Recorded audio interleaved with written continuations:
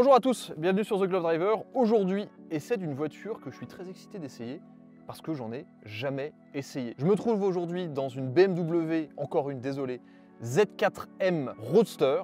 Donc le principe du Z4M, c'est très simple. Une voiture toute petite avec un petit empattement, cabriolet avec le moteur de la M3 E46.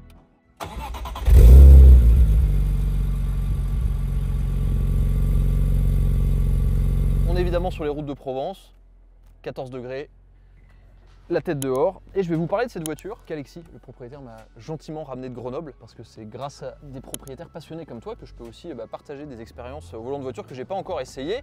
Et même si c'est encore une BMW, moi j'étoffe ma connaissance de la marque, et pour les gens que ça intéresse, on étoffe nos connaissances tous ensemble. Donc le Z4M, donc déjà le Z4, forcément descendant du Z3, alors j'espère que le son sera bon.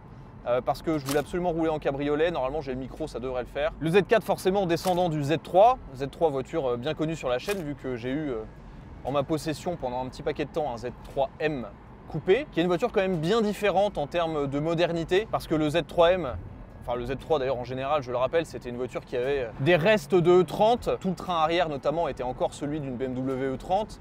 Là on est sur une voiture qui a quand même été beaucoup modernisée, qui a été fabriquée aux États-Unis. Il y a eu deux phases pour le Z4. Il y a eu d'abord entre, alors attends que je dise pas de bêtises, entre 2003 et 2006, ça entre 2003 et 2006, et ensuite entre 2006 et 2008, exactement. Toi ta voiture elle est de 2006, donc parce que la version M il n'y a eu que sur les phases 2, et par rapport au Z4 normal, il y a eu pas mal de modifications sur le Z4M. Déjà pour commencer, on a un traitement motorsport à l'extérieur avec des appendices un peu plus agressifs, notamment un pare-choc avant qui est un peu plus dessiné. Bon, sur le côté, ça on l'a sur tous les Z4, mais l'énorme Z signature, moi que je trouve magnifique, c'est une voiture qui est vraiment très belle, je trouve, le Z4. Que ce soit en coupé ou en cab, c'est une voiture qui a un joli dessin, qui est fine, qui est élégante. De toute façon, le design, ça restera au goût de chacun, mais voilà. Les jantes qui sont spécifiques sur le M, on a des gros disques en 365 mm issus de la M3 E46 CSL. Ce qui est particulier d'ailleurs quand on compare avec la M3 E46, c'est que bon, les M3 E46 est sorti à partir de 2003 je crois, et mine de rien le Z4M il est arrivé quelques années plus tard. Et à l'arrière on a évidemment les 4 sorties d'échappement.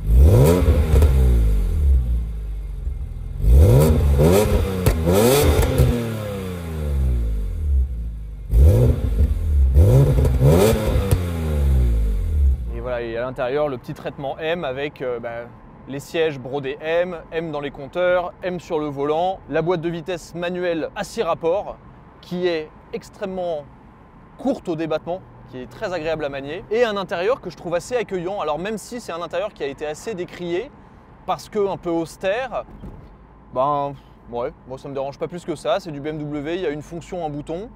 Le volant a un design assez rigolo parce que le moyeu est très en avant par rapport aux branches, une couronne assez large. Vraiment, c'est des gros grips de BMW là. Alors attention, j'essaie une BMW décapotable, j'ai mis ma tenue de coiffeur. Montre dorée, veste Lamborghini, non je rigole, clignotant jamais utilisé, tout ça quoi. Mais moi c'est une voiture que je trouve accueillante.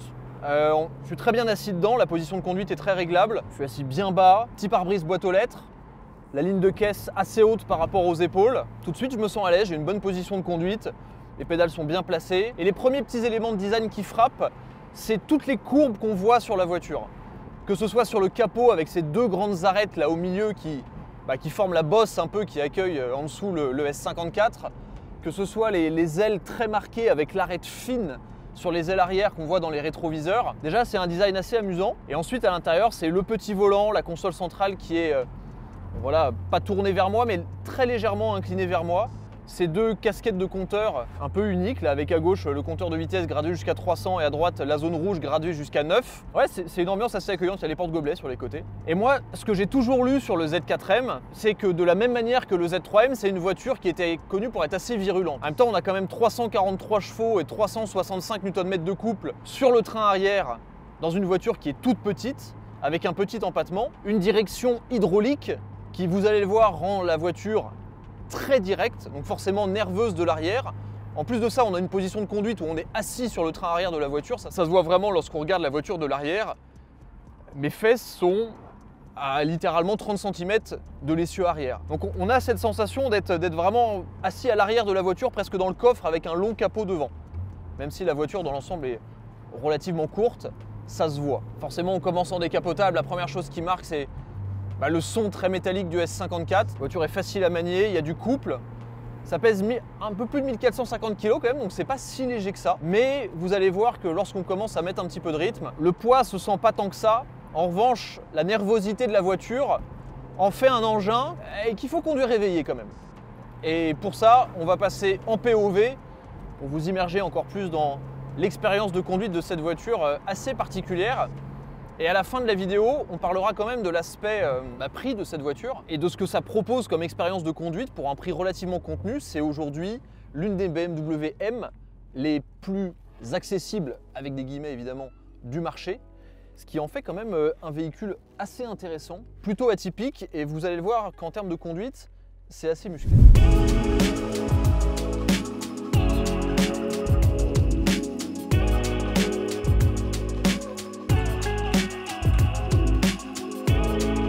Retrouver en POV, la voiture est chaude et on va pouvoir commencer à l'exploiter sur mon petit terrain de jeu. Alors évidemment, la particularité du moteur S54, c'est le double Vanos, donc c'est l'ouverture des watts à partir de 4000 à peu près. C'est un moteur qui est plutôt coupleux en bas et justement ça c'est intéressant parce que moi, l'un des éléments qui me déplaisait un peu sur la M3 Touring, c'était le moteur un peu creux en bas.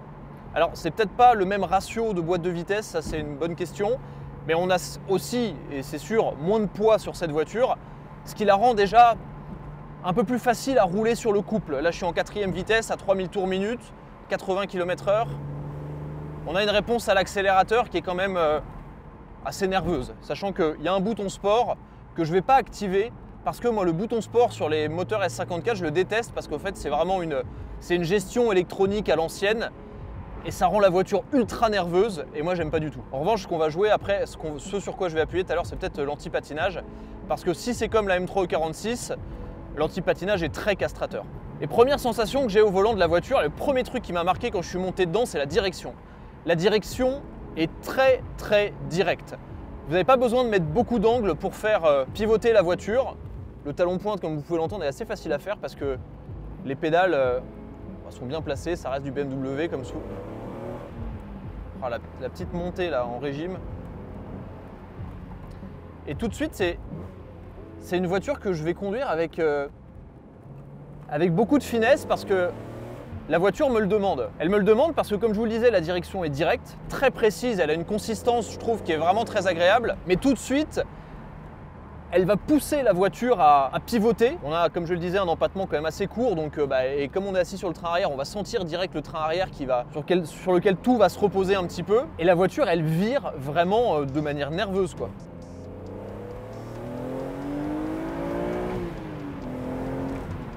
Et le fait d'avoir une voiture qui vire de manière nerveuse sur un empattement aussi court, ça fait un train arrière qui a envie de chahuter un petit peu, quoi. Surtout avec autant de puissance.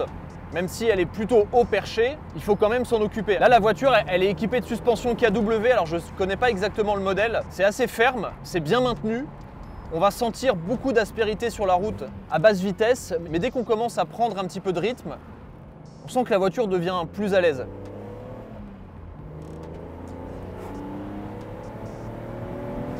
On a vraiment cette envolée à partir de 5000 tours minute où on sent que tout devient léger, la voiture est propulsée.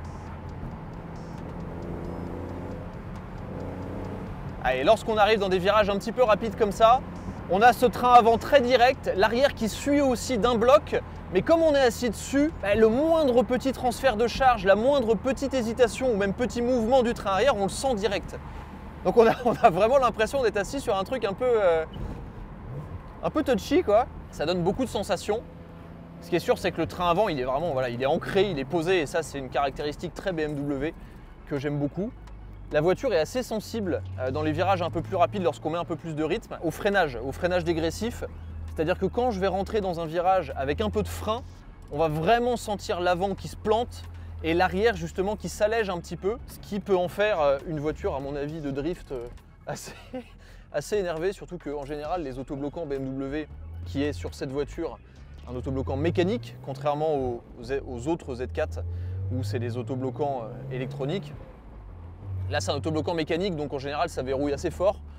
Et avec un tout petit empattement comme ça, je pense qu'il faut être assez réveillé, avoir le pied doux sur l'accélérateur. C'est un moteur qui est d'une élasticité folle. Et même pour l'instant, étonnamment, je me retrouve à pas beaucoup aller dans les tours. Mais on va y retourner quand même parce que c'est très agréable. En termes de moteur, la voiture est full stock, il y a les KW, je vous l'ai dit. Mais là, dans cet enchaînement un petit peu rapide,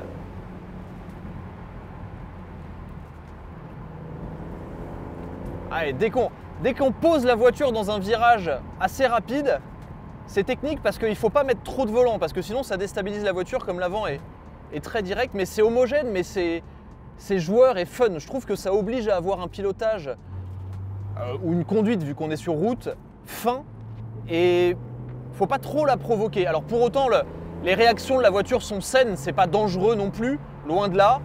En revanche, sur le mouillé, je ferai gaffe, faut vraiment avoir des bons pneus. Mais là déjà sur le sec, c'est une expérience de conduite vivante.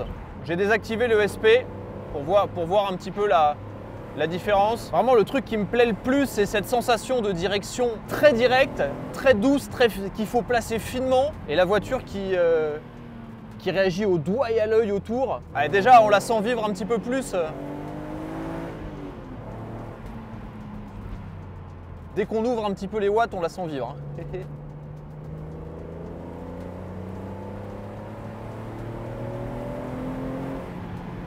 Oh, les envolées de ce moteur, c'est quelque chose quand même. La pédale de frein n'est pas la plus communicative, ça freine. C'est pas exceptionnel, mais ça freine. Ça se place super facilement, c'est progressif. Ouais, dès que l'avant se charge un petit peu trop, dès que je vais mettre un peu trop de volant, il y a tout de suite l'arrière qui veut pivoter. Ça verrouille fort, donc c'est joueur.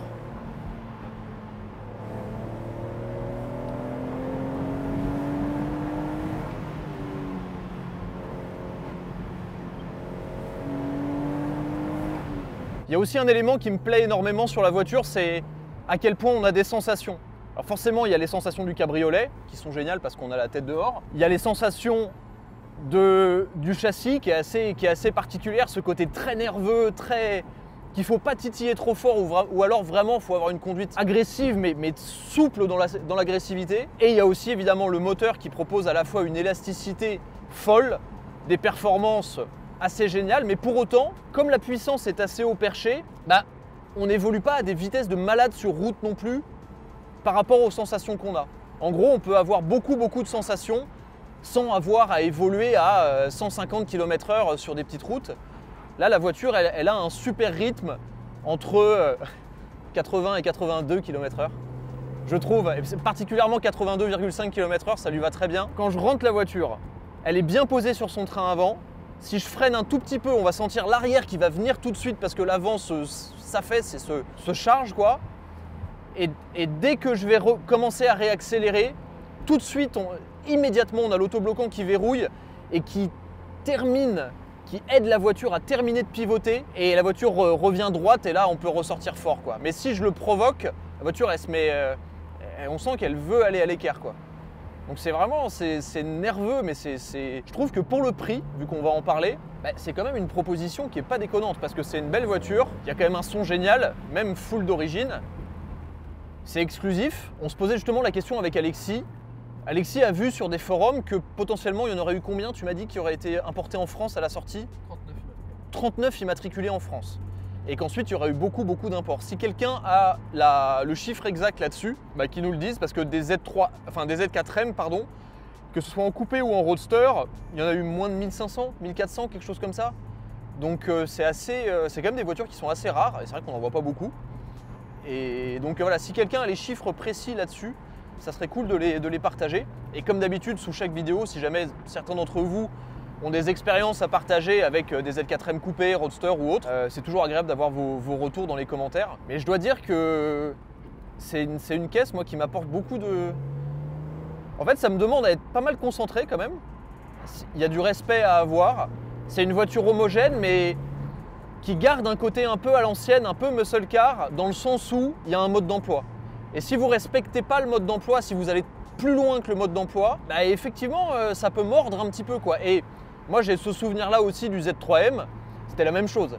Sachant qu'en plus, le Z3M, il était un peu préparé en châssis, un peu plus que celle-ci, parce qu'il avait des suspensions, mais aussi des cylindres blocs raffermis et des ressorts courts. Là, on a des bonnes suspattes, comme je le disais, c'est du KW, c'est top. J'avoue que le talon pointe, avec ce débattement très très court là, de boîte de vitesse, il est quand même sacrément plaisant.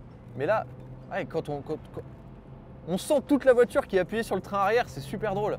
Ça s'ouvre très peu en fait. Et comme ça s'ouvre très peu, ça...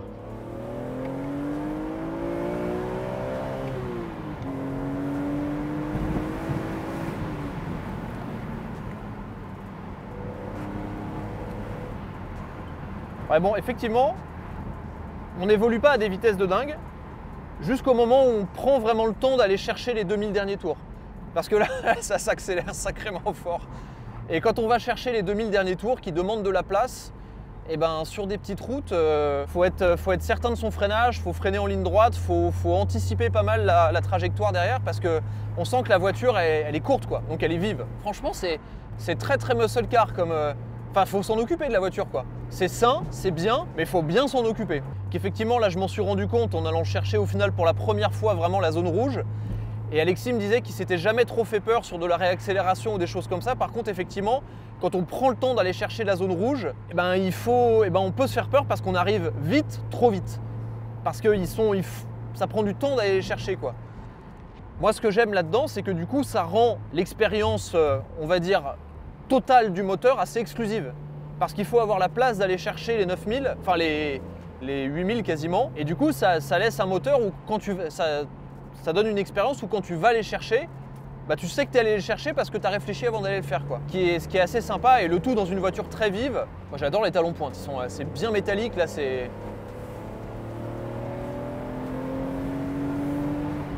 Ouais, remarque, je dis ça mais le compteur il monte quand même vite. Hein.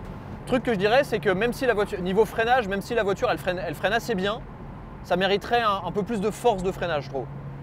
Mais parce que par rapport aux vitesses que ça prend, c'est ça que je veux dire. Mais la voiture, quand elle freine, elle est bien tassée, elle plonge pas, elle est bien stable. Je pense qu'il y a un bon travail de suspension aussi. Franchement, je trouve ça très très cool. C'est vraiment très fun. Et je pensais pas que ça demanderait autant de pilotage fin quand même. C'est-à-dire qu'il y a toujours un petit pourcentage quand tu conduis où tu te dis je vais faire gaffe quand même. C'est vraiment très très cool. Effectivement, en termes de... Moi franchement, parce que ta voiture tu l'as acheté 34 000 € quand même. Pour 34 000 €, je trouve que la proposition générale de la voiture, c'est quand même un sacré outil. Hein. Parce que tu as du look. Bon, le look c'est subjectif donc ça sera au goût de chacun, mais bon, tu as du look. Tu as une voiture décapotable, tu as un moteur de malade, tu as un châssis. Alors je sais pas ce que ça vaut d'origine. Je pense que là, tout ce qu'on ressent en termes de voiture quand même assez vivante, pas dans un côté négatif, mais dans un côté, voilà, faut un peu s'en occuper. Je pense que c'est exacerbé quand t'as pas les suspensions. C'est même une certitude parce que là, les suspensions, ça se sent, elles travaillent bien quand même, elles amènent beaucoup de stabilité à la voiture. Mais on sent quand même cet empattement très court, on sent cette voiture très vivante, donc je pense que c'est, ouais, je pense que là c'est bien avec les suspensions. En face, t'as quoi? En face, t'as un Boxster S, ouais, puis même, en fait, un Boxster S c'est différent parce que c'est plus efficace, mais tu as clairement moins la sensation de mener la voiture, hein, tu vois, par la peau du cou, tu vois. Et c'est plus homogène, un Boxster S ou un Cayman, c'est plus efficace. Là, c'est quand même carrément plus motorsport, dans le côté un peu débile du terme. Un SLK 55 AMG, j'ai jamais essayé, mais je vais en essayer un bientôt sur la chaîne, donc on pourra comparer. Je pense que c'est clairement plus sportif, il n'y a pas de question. Les AMG, c'est toujours un peu plus GT, voilà exactement. La boîte de vitesse est super, très très verrouillé dans cette bagnole. Franchement, l'ensemble boîte de vitesse, direction, châssis, c'est vraiment dingue. La direction, c'est une tuerie sur cette voiture. C'est d'une précision, d'une fluidité et tout, c'est top. On sait exactement ce que la voiture fait. Franchement, je suis très surpris, très surpris. Et évidemment, c'est ta voiture, je respecte la conduite, mais ça tiendrait qu'à moi, je serais beaucoup plus à l'écart que ça. Parce que vraiment, la caisse, elle demande que ça. C'est vraiment une super caisse. Franchement, je suis très étonné, quoi. Je recommande sacrément. Parce que si vous vous posiez la question, c'est bien. C'est vachement bien. Franchement, c'est très cool. Et puis bon, le plaisir du cabriolet, c'est quand même toujours un truc, ça fonctionne toujours là. Là, il fait 13 degrés dehors. Temps correct, pas spécialement beau. En 2 secondes, c'est un plaisir de dingue, quoi. Franchement, Z4M, c'est validé. C'est une petite découverte, c'est très cool. Merci, Alexis. De me l'avoir amené, de m'avoir permis de la découvrir. Et comme je le disais, si vous avez des expériences au volant de Z4M coupé ou Roadster ou des questions, n'hésitez pas à les poser dans les commentaires comme d'hab, et puis moi j'essaierai d'y répondre au maximum. Ouais, franchement, j'ai même pas essayé le mode sport, mais en fait j'ai pas envie parce que je le connais déjà et je sais que ça fait juste un truc très violent qui accélère plus fort. Donc bon, voilà, on a l'idée, mais moi sur route j'aime bien rouler cool et dynamique. Et c'est vrai que la voiture le fait très bien. Et si on veut vraiment pousser fort, bah, derrière ce qu'on disait, il faut anticiper le comportement, le freinage. Non pas que c'est pas bien, mais ça va vite. Le feeling est léger, on sent pas le poids. Et on sent pas de torsion non plus. Moi j'en ai pas senti spécifiquement. Franchement c'est une très bonne caisse. Moi je suis très surpris. Et pour le prix, vu que ça reste, comme on le disait, une des M vrais motorsport les moins chers du marché, parce qu'aujourd'hui même une très belle M3E36, ça commence à se toucher à des prix indécents. Ça, c'est une vraie option. Et si vous n'aimez pas le cabriolet parce que vous avez peur d'avoir l'air d'un coiffeur, libre à vous de penser ce que vous voulez, c'est dommage, mais le coupé, c'est aussi une très très belle voiture. Merci d'avoir regardé, abonnez-vous à la chaîne YouTube, et je vous dis à la prochaine pour un essai d'une voiture encore rare et différente. Et merci Alexis, très content d'avoir découvert ça, c'est très chouette. Maintenant on va faire des images de l'extérieur, du son.